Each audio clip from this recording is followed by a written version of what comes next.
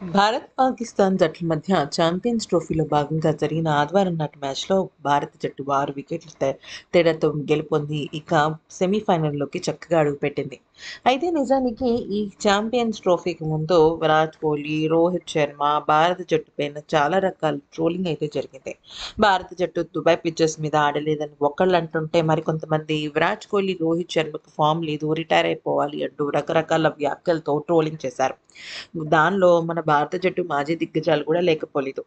అయితే మరి అలాంటి దిగ్గజాల్లో కొంతమంది, మరికొంతమంది ప్యూర్ హార్టెడ్‌తో ఏం చెప్పారనేది ఒక్కసారి తెలుసుకుందాం.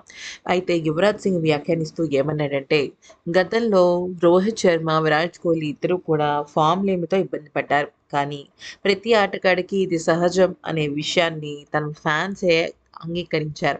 తమ ఫ్యాన్స్ కోసం ఖచ్చితంగా యువ యువ ఆటగాళ్ళైనా, లేకపోతే సీనియర్ ఆటగాళ్ళైనా వాళ్ళ ఆటకు తగ్గట్టుగానే ప్రదర్శన ఉంటుంది.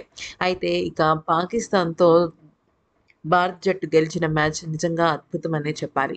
ఆఖరి నిమిషం వరకు కోహ్లీ సెంచరీ కోసం నేను కూడా వెయిట్ చేశాను అంటూ తనదైన స్టైల్‌లో చెప్పాడు. ఇక సచిన్ టెండూల్కర్ వ్యాఖ్యానిస్తూ ఏమన్నాడంటే, పాకిస్తాన్ జట్టుకు చక్కగా బుద్ధి చెప్పింది అనే చెప్పుకోవాలి భారత జట్టు. ఇక కోహ్లీ సెంచరీ నిజంగా ఎక్స్‌ట్రార్డినరీ. బౌలింగ్ యూనిట్ కూడా చాలా అద్భుతంగా బౌలింగ్ చేసింది. పాకిస్తాన్ జట్టు బ్యాటింగ్ పటిష్టంగా ఉన్నప్పటికీ ఆ జట్టును నిలువరించడంలో బ మన భారత బౌలర్లు చాలా అద్భుతంగా చేశారు. ముఖ్యంగా భారత జట్టుకి శుభాభినందనలని, ఈ ఛాంపియన్స్ ట్రోఫీ కొట్టాల్సింది మనమేనని పేర్కొన్నాడు. ఇక సెహ్వాగ్ వ్యాఖ్యానిస్తూ ఏమన్నాడంటే, ప్రతి సిరీస్‌కి లేదా ప్రతి టోర్నమెంట్‌కి భారత జట్టు తమ జట్టులో చేస్తున్న మార్పులు నిజంగా సూపర్ డూపర్ అనే చెప్పుకోవాలి.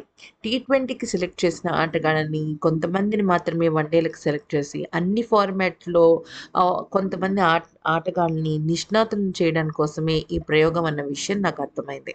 ఆ విషయంలో భారత జట్టు సూపర్ సక్సెస్ అయింది అంటూ చెప్పుకొచ్చాడు. ఇక వీరేంద్ర సెహ్వాగ్ మరొక ముఖ్యమైన విషయం ఏం చెప్పాడంటే, చాలామంది సీనియర్ ఆటగాళ్ళు రిటైర్ అయిపోవాలని అనుకుంటున్నారు. కానీ సీనియర్ ఆటగాళ్ళు జట్టుకి ఎంత ముఖ్యమో అనేది యువ ఆటగాళ్ళు తేల్చి చెప్పారని, వాళ్ళ గైడెన్స్‌లోనే అంటే సీనియర్స్ ఇన్‌స్పిరేషన్‌తోనే జూనియర్స్ ఆడారని మరొకసారి నిరూపించాడంటూ పేర్కొన్నాడు.